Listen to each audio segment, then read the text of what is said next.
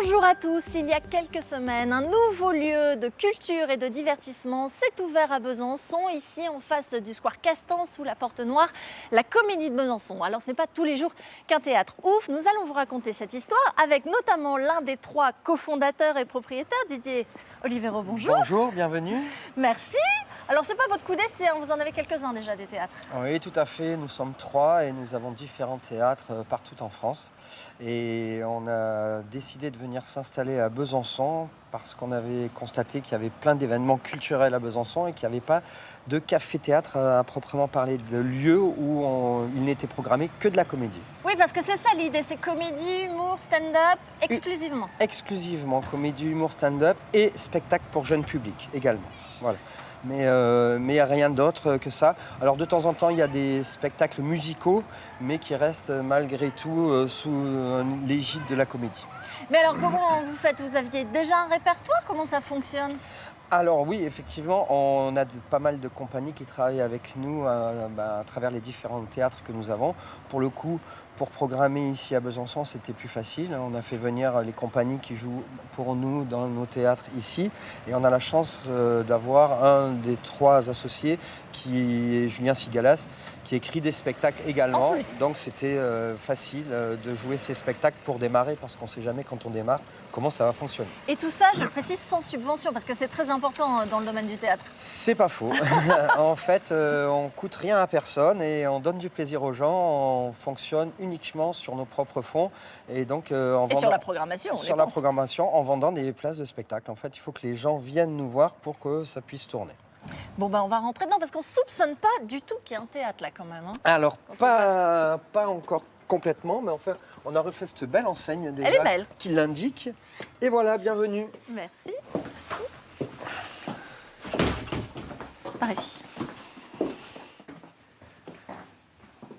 Waouh! Quelle belle cave voûtée! Et oui, une jolie cave voûtée du XIIIe siècle. Et il se pourrait même que ce soit la plus vieille de Besançon. On a eu cette chance de pouvoir créer notre théâtre dans cet endroit magnifique. Mais il y avait quoi avant ici? Avant, il y avait le restaurant administratif du rectorat. Encore avant, il y avait une salle d'exposition, des choses comme ça. Et donc, on a redonné vie à ce lieu. Sans changer grand-chose, semble-t-il. En préservant au maximum les murs, en faisant le minimum de trous possible. On a voulu vraiment garder cet aspect-là. Et on a mis tout ce qui est technique, projecteur, son, lumière. Mais voilà, sinon, créer une scène, bien évidemment. Pour combien de places? On a 104 places.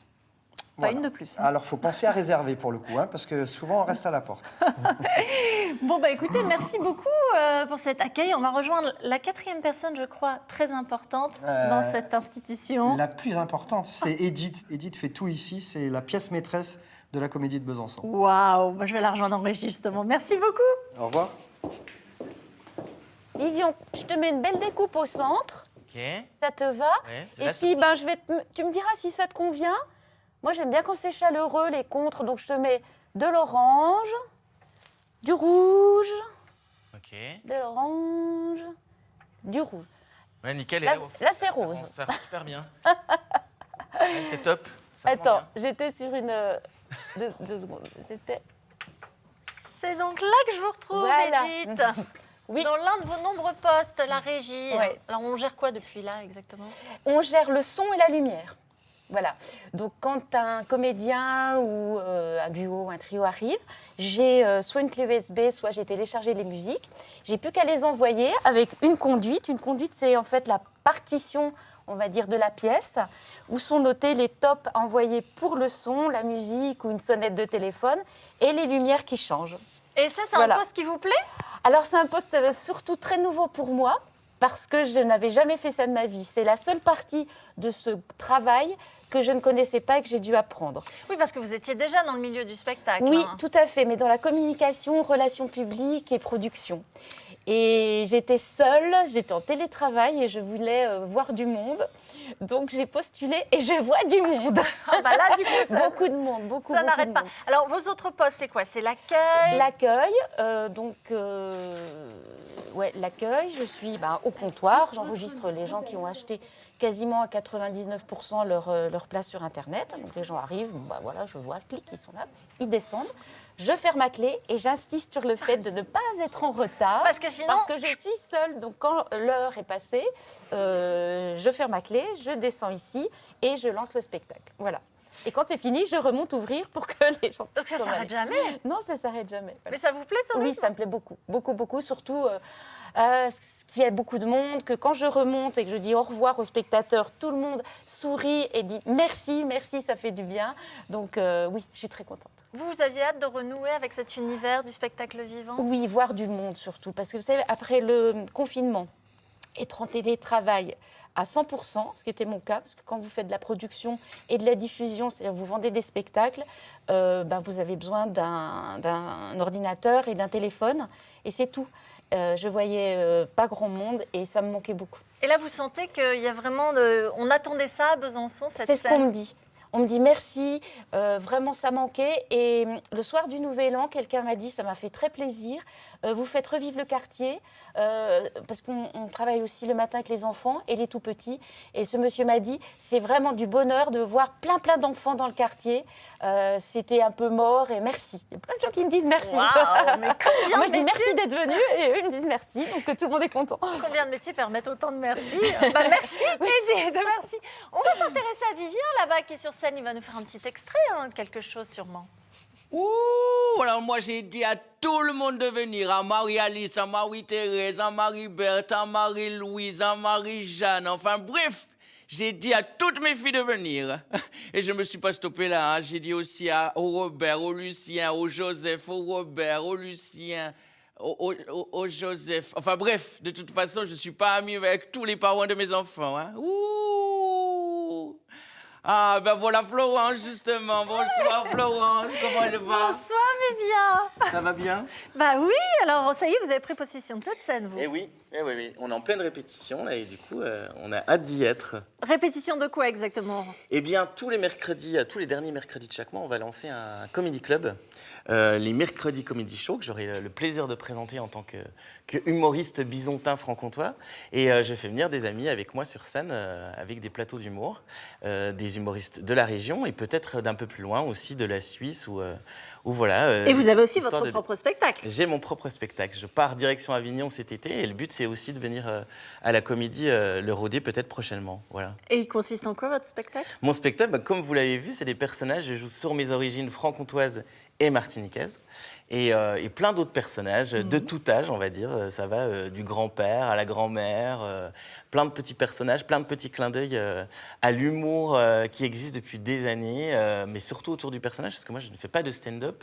Le stand-up, c'est du micro-main. On verra des gens sur les mercredis qui viendront faire du stand-up, mais ce n'est pas mon cas. Voilà.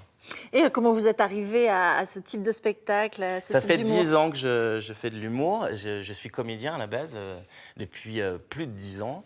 Et je suis arrivé à l'humour parce que j'ai fait du village vacances et j'ai eu envie de continuer à être tout seul sur scène. Vous voyez que Et, ça prenait un peu? Ça prenait Les plutôt gens bien. rigolaient à vos blagues? Ça prenait plutôt bien et du coup on a décidé de continuer l'aventure avec une amie qui m'a mis en scène et ça fait 10 ans que ça dure. Je viens de fêter mes 10 ans de scène. Voilà. Bravo, félicitations. Merci. Et alors ce lieu, qu'est-ce qui vous inspire? Ben, qu'est-ce qui m'inspire? Enfin un lieu où on peut accueillir des spectacles, je vais dire toutes les semaines.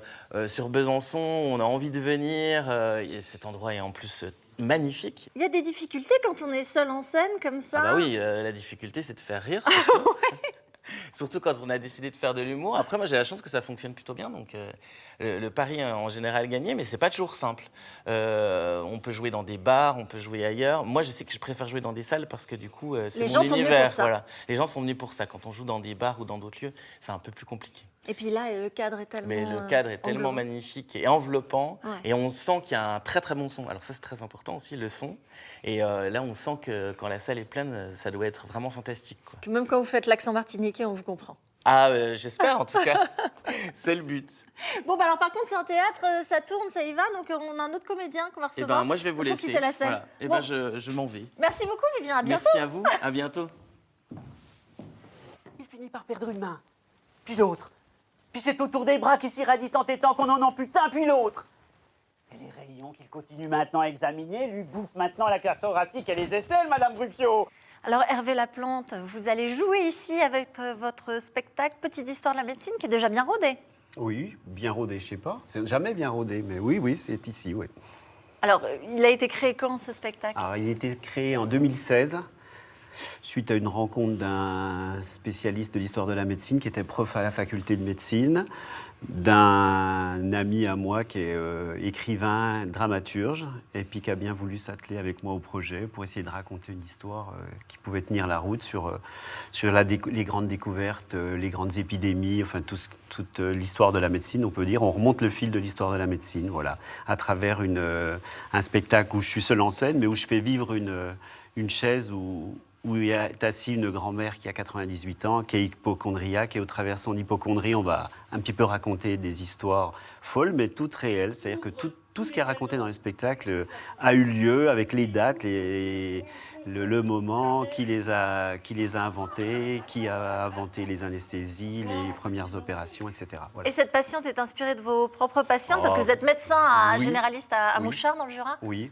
Mais il ne faut pas dire, sinon ils ne viendront plus. Si, non. Alors, il y a 60% de ma patientèle qui a vu le spectacle, hein, quasiment, puisqu'on l'a joué beaucoup au début autour de Mouchard où je suis. Et voilà, mais oui, c'est un peu... on est tous des grands hypocondriaques, je crois. Moi, vous, tout le monde. Et au travers ces hypocondries, on peut se voir très malade alors qu'on n'a rien. Et justement, c'est un mano-mano entre un médecin et cette vieille dame qui a 98 ans, mais qui, semble-t-il, n'a pas envie de partir tout de suite. Et voilà, donc les choses un peu tout ou moins farfelues vont s'enchaîner sur un rythme assez endiablé. Voilà. Alors, vous avez joué à Avignon, vous avez joué dans différents théâtres. Qu'est-ce que ça fait de pouvoir venir jouer ici à la Comédie de Besançon? Eh ben, c'est venir jouer à domicile presque, parce que moi j'ai été étudiant pas loin d'ici, Grande Rue. Donc si j'avais su qu'un jour il y aurait une salle de spectacle ici, j'aurais pu commencer à jouer plus tôt. Mais bon, non, ça n'existait pas. C'est génial parce que Besançon, moi j'ai joué un petit peu à Besançon, mais au Cursal qui est une grande salle. Bon, il faut louer la salle, faut investir, on va dire. Alors que là, on arrive, on nous donne carte blanche et on peut venir jouer devant un public, semble-t-il, assez... il y a beaucoup de monde, enfin, sur ce que je vois, ce qui se passe, ça a débuté en novembre et je crois que les salles sont déjà bien remplies, donc c'est super agréable de jouer dans un site dédié au spectacle et uniquement au spectacle, avec des gens bienveillants qui vous demandent si vous pouvez venir telle date. Voilà, non, c'est très sympa, hein, parce que nous, autrement, après, il faut qu'on réserve des salles et puis quand on a un spectacle qui n'est pas connu, c'est pas facile de faire sa place, quoi. Voilà. En tout cas, vous serez de plus en plus connus. Et si on veut venir vous voir, c'est ici, à la Comédie de Besançon. Et pour voir plein d'autres spectacles, évidemment. À très bientôt.